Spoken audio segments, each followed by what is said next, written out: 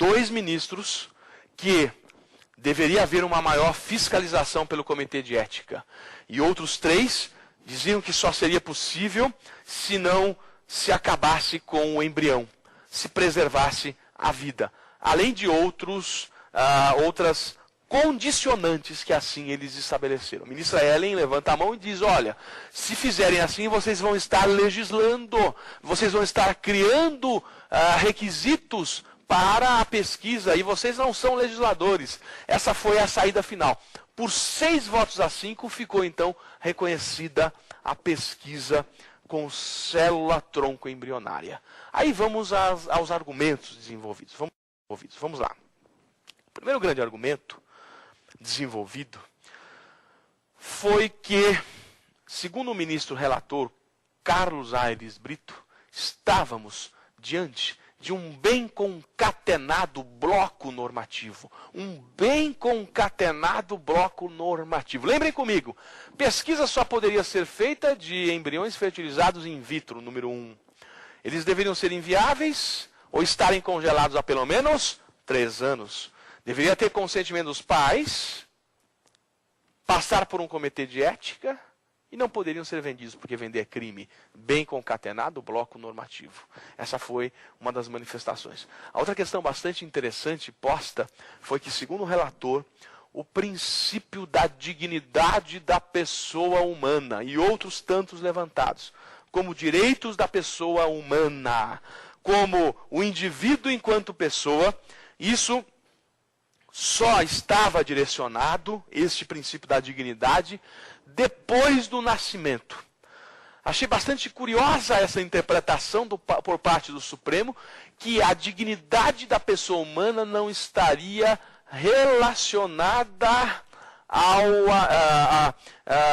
ao feto. Não estaria a dignidade da pessoa humana relacionada ao nascituro. A dignidade da pessoa humana só seria depois do nascimento com vida. E, portanto, disse o Supremo que esses preceitos não deveriam ser verificados. Esse é o voto do relator. Caminhou também para tentar identificar quando é que começa a vida. E fez uma distinção entre vida humana e zigoto. Disse Carlos Aires Brito que o zigoto é a fase inicial e que o zigoto não tem cérebro. Como o zigoto não tem cérebro, a fase inicial fora do útero, não se tem vida. Disse ele que o zigoto só vai desenvolver o cérebro quando se introduz dentro do útero da gestante e passa a se ter uma vida humana, quando o cérebro se desenvolve. Então, na fase inicial, não haveria cérebro, logo não haveria vida. O argumento utilizado foi o artigo 3º da Lei de Transplantes. Diz o artigo 3º da Lei de Transplantes, que é a lei, anotem aí, 9.437 de 97, que existem 2 tipos de transplantes. Ou o transplante é em vida, ou o transplante é depois da morte. E diz a lei 9.437 de 97, que o transplante depois da morte é aquele que eu identifico quando não há vida. E para a lei, não há vida quando há morte encefálica. Logo, para a lei, se não se tem cérebro, não se tem vida, se tem morte. Logo, como o zigoto não tem cérebro, não é vida. Logo, posso fazer pesquisa, porque não viola a vida, porque não há vida ainda. Essa foi a argumentação com base na lei dos transplantes. 9.437 de 97. Outros argumentos foram desenvolvidos. Disse o relator que o nascituro só é protegido pela lei. E quem protege o nascituro é o Código Civil.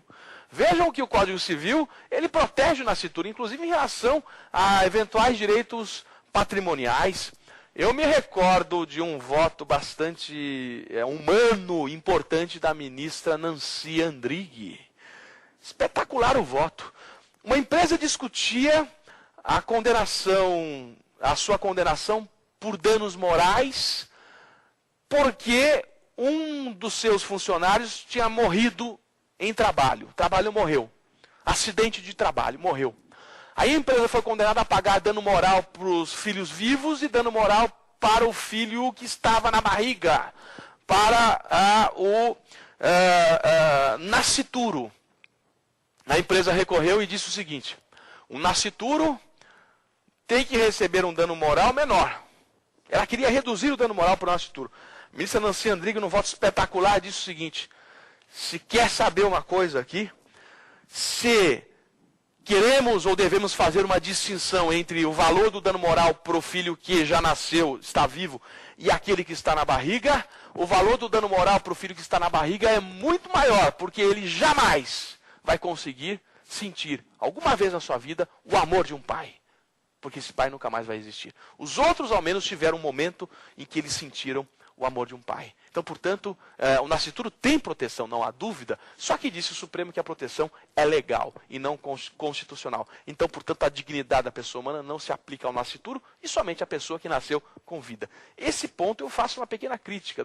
Não sei se até que ponto seria correto dizer que o nascituro não teria proteções como a dignidade da pessoa humana. De qualquer maneira, fechamos esse parênteses e avançamos para outros argumentos de Carlos Ares Brito. Bom, esses são os argumentos iniciais. E antes de avançar para novos argumentos, queria saber se alguém tem alguma pergunta. Alguma pergunta? Nossos alunos, alguma pergunta? Professor, tem uma pergunta. Júnior Brito? Isso. Ô, Júnior Brito, vamos lá, pergunta, pois não. Professor, não é uma pergunta, é uma colocação. Pois não. Em questão do relator, onde que ele pega e se posiciona em falar que o zigoto não tem vida.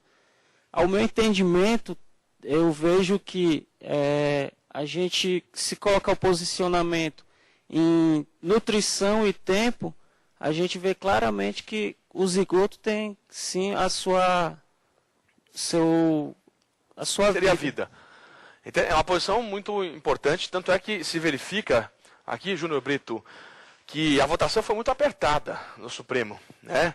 E a linha de argumentação foi uma argumentação médica, dizendo da existência ou não de cérebro. Mas é uma colocação que realmente os ministros tiveram muita dificuldade de chegar. Está muito bem colocado isso.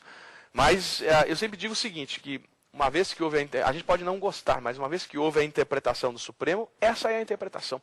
Então ele definiu o que é vida ali. A existência de cérebro é o que caracterizaria ou não a vida. Mas muito bem posicionado. Parabéns aí pela sua ponderação. Eu queria trazer mais alguns argumentos agora que levaram Carlos Ares Brito nesse sentido, a aceitar como relator a pesquisa com célula tronco embrionária.